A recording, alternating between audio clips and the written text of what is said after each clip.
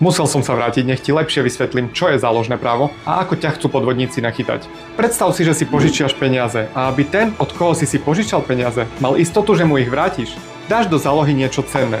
Najčastejšie auto alebo byt a tak vzniká záložné právo. To bolo jednoducho opísané. No a keď dlh splatíš, tak záložné právo sa zruší. Ale keď ho nesplatíš, tak veriteľ, najčastejšie banka, môže tú vec, ktorú si dal do zálohy, predať a získať peniaze späť. A teraz k tomu podvodu.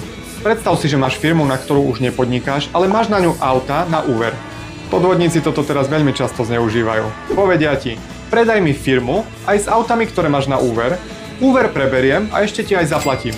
Znie to super, ale je to klam. Je to preto, že úver alebo záložné právo neprechádza automaticky na toho človeka, ktorý kúpil od teba firmu. Banka alebo leasingovka musí najskôr preveriť toho človeka a schváliť ho, aby ten dlh mohol vôbec prejsť. Väčšinou tam majú rôzne podmienky, ktoré ten človek nespĺňa. Takže v realite to vyzerá tak, že ty prevedieš firmu, podvodník predá auto a dlh ostane tebe. A takto sa nachytalo už množstvo ľudí. A ešte jedna vec. Daj ma sledovať a ja ti ukážem, ako si preveríš aj firmu.